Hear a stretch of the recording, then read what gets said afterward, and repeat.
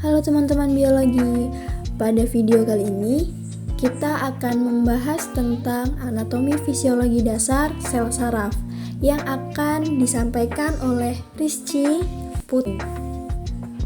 Simak videonya ya. Apa kalian tahu bahwa sistem saraf yang ada di dalam tubuh kita ini merupakan sistem kompleks yang berperan dalam mengatur dan mengkoordinasikan seluruh aktivitas tubuh.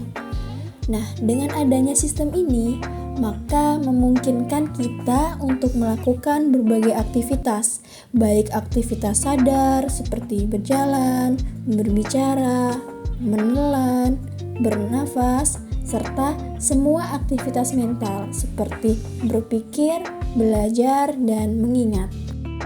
Sistem saraf juga mengatur aktivitas tubuh yang tidak disadari, seperti melebar dan mengecilnya pembuluh darah, melebar dan mengecilnya saluran nafas, kekuatan kontraksi otot jantung, dan kontraksi otot polos saluran kemih, dan masih banyak lagi.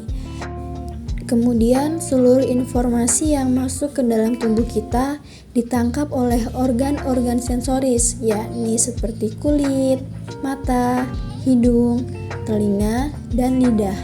Selanjutnya, rangsangan ini dihantarkan menuju pusat pengolahnya, yaitu otak, untuk diinterpretasikan.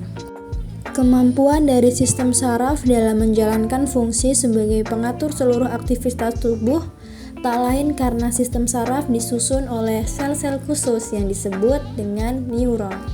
Neuron ini memiliki struktur yang khusus yang menjadikan dia berbeda dengan sel-sel lain di jaringan tubuh kita. Nah, perbedaan yang mencolok antara struktur neuron dengan struktur sel-sel lainnya adalah jika di neuron terdapat yang namanya dendrit dan akson. Oke, kita bahas satu-satu ya, fungsi dari sel saraf yang ada di tubuh kita. Nah, yang pertama ini ada dendrit. Dendrit ini berfungsi untuk mengirimkan impuls ke badan sel dendrit pendek. Kemudian ada akson.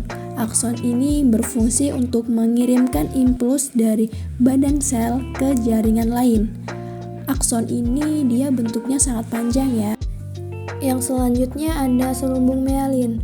Fungsi dari bagian ini adalah untuk melindungi sel saraf dari kerusakan dan mencegah bocornya impuls serta mempercepat hantaran impuls yang masuk. Kemudian ada sel sekawan. Sel sekawan ini berfungsi untuk mempercepat jalannya impuls, menyediakan nutrisi bagi neuron, dan membantu regenerasi dari neuron tersebut. Kemudian ada nodus Ranvier. Nodus Ranvier ini berfungsi sebagai loncatan impuls saraf agar sampai lebih cepat ke tempat tujuan. Kemudian yang terakhir ada terminal akson atau akson terminal. Nah, fungsi ini dia untuk mentransfer informasi dari neuron satu ke dalam neuron lainnya. Nah, pada bagian antara neuron terminal dengan dendrit ini ada celah. Nah, celah ini kita sebut sebagai celah sinapsis.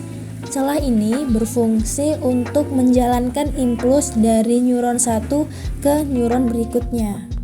Nah, untuk mampu menghantarkan impuls saraf dari neuron satu ke neuron berikutnya, kita butuh yang namanya zat kimia.